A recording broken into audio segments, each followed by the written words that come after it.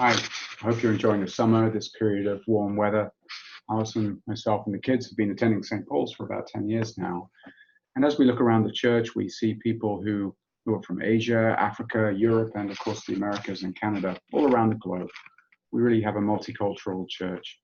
Myself, I'm from the UK. In particular, I was born, raised, and educated in and around Bristol. Bristol, as you can see on the map there, it's in the southwest of England. It's the major city in the southwest. It's got a population of around 500,000. It's the major financial centre there. It's got a thriving university, healthcare system. It's a leader in the aerospace industry, a lot of cultural redevelopment over the recent decades. And I went to high school in Bristol, founded in 1586, there in the top left, called Queen Elizabeth's Hospital. It's not a hospital, it's a school. Just behind that, peeking out of the trees, is Cabot Tower that you can see in the central picture, named after Giovanni Cabotti, or John Cabot, who sailed from Bristol in 1497 to discover the New World, or just a few years after Columbus, because he came to Newfoundland and he sailed on the Matthew, the replica there on the left. Bristol is known for the Clifton Suspension Bridge, and there's a big hot air balloon festival every year. The SS Great Britain, which was the first iron transatlantic steamer, both of those designed by the former civil engineer of the Industrial Revolution in England, is embarked Kingdom Brunel. So when growing up in Bristol, we would play rugby games for my school against Colston School. My dad would take me to classical music concerts at Colston Hall, which is the big concert hall in Bristol. And both of these were named after or based on bequests from one of Bristol's most generous historical benefactors and philanthropists, Edward Colston. Colston was a slave trader. His name has been in the news of late with the Black Lives Matter movement's resurgence after the murder of George Floyd. All around the world, people have been examining racism. And the statue of Edward Colston was pulled down on the 7th of June by demonstrators and dumped into Bristol Harbour. So when I was at school in Bristol, we learned about the wealth of the city in the 17th and 18th centuries, primarily from trade in sugar and tobacco. What we didn't learn, as though it had been airbrushed from history, was that the tobacco and sugar was arriving on the same ships that transported thousands upon thousands from West Africa into slavery in the Caribbean. Bristol, my hometown, was one of Britain's foremost slaving ports, and the profits from that exploitation provided funds which still provide much of the infrastructure for the city to this day. Colston was part of the Royal Africa Company, which had a slave trading monopoly. Can you believe that? A slave trading monopoly.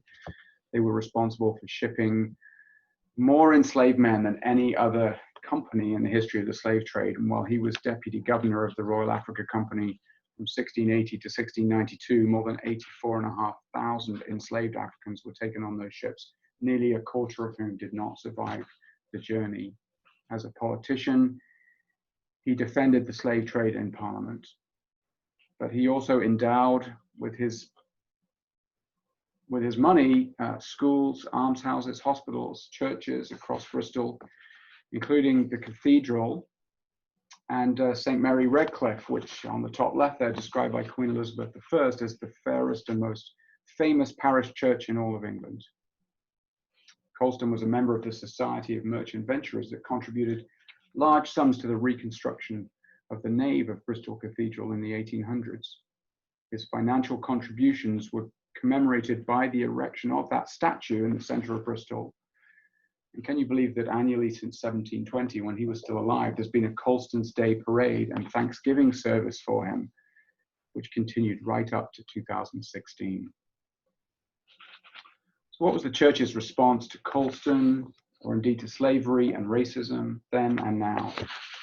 So the current Bishop of Bristol, the Right Reverend Vivian Fall, pledged to act with a renewed sense of urgency and determination to acknowledge and repent of the church's past involvement in and benefit from the slave trade, challenge and address institutional racism, make our churches truly welcome to everyone, taking responsibility for the need for profound cultural change in our church. Stained glass windows such as this one honoring Colston at St Mary Redcliffe and Bristol Cathedral are now being taken down. The schools and the concert hall are considering or committed to name changes. But what about the church? You know, slavery and racism have a patchy history with the church, with issues as obvious as depictions of white Jesus in art. Just a few days ago, there was a very thoughtful piece in the Globe and Mail written by Michael Corrin about Christianity and slavery, and I recommend you read that. Slavery, of course, was a continuous feature of the world throughout the life of the church, and maybe because slavery is ever present in the Old and New Testament, and there's nothing explicit in the Gospels where Jesus speaks against slavery.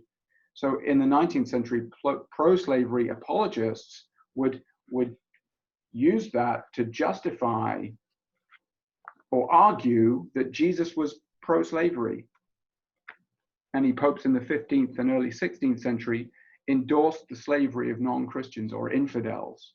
In some pre-Civil War US states and also in parts of South America, the church itself owned slaves. Clergymen in the UK profited from the slave trade. In South Africa, of course, it's well reported how the main church of the Afrikaner people, the Dutch Reformed Church, supported apartheid, and many of their leaders and theologians developed biblical support for the concept of apartness, justifying racism and separation of the races. And the church in my country of birth, of course, has its sins to contend with when the slave trade was abolished in 1807. Those involved with the slave trade actually were compensated by the government financially, and of course many of those, remarkably, were clergymen. Thankfully, Christian leaders are also on the better side of history, not just in recent times. St. Augustine in the 5th century described slavery as being against God's intention and resulting from sin.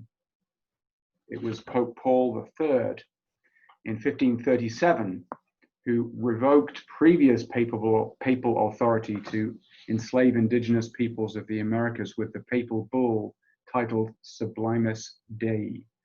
More recently, that's been described as the Magna Carta for the human rights of indigenous peoples. In that document, settlers in North America were no longer allowed to enslave indigenous peoples. William Wilberforce led the campaign for the abolition of the slave trade in the British Empire, finally realized in 1807. He said something that we could well use today among the current turmoils. You can choose to look the other way, but never again can you say that you never knew. John Wesley, in his last letter, he wrote to Wilberforce in 1791, his last recorded letter. He wrote this: "Reading this morning a tract wrote by a poor African, I was particularly struck by that circumstance that a man who has a black skin, being wronged or outraged by a white man, can have no redress, it being a law in our colonies that the oath of a black against a white goes for nothing. What villainy is this?" And Archbishop Desmond Tutu has some wonderful quotes. "If you are neutral in situations of injustice, you have chosen the side of the oppressor. If an elephant has its foot on the tail of a mouse and you say you are neutral, the mouse will not appreciate your neutrality." And Desmond Tutu also said, "Exclusion is never the way forward on our shared paths to freedom and justice." So what should the church be doing? Well, we must be ever vigilant, personally and as a community, to make sure we fulfill to the best of our ability the second of Christ's greatest commandments, love thy neighbor as thyself. And I hope that this sees the church at the forefront of this issue in society, that we will be on the right side of history, standing up against bigotry and racism, speaking out for justice and equality, as every one of us is a child of God. The Presbyterian Church of Canada has a recent study guide titled Speaking Out Against Racism and Hate in Canada. Have a look at it. You can access it on the Presbyterian Church of Canada website. And I'd like to close with a prayer taken from that document. God, who loves all this world, We ask that you be with us today. Help us listen, help us learn, help us change what needs changing. We come before you seeking strength to end something so pervasive, so harmful it can seem impossible. But we know that with you, all things are possible.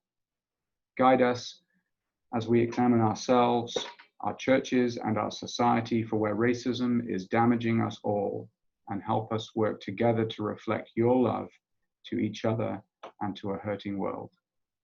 Amen.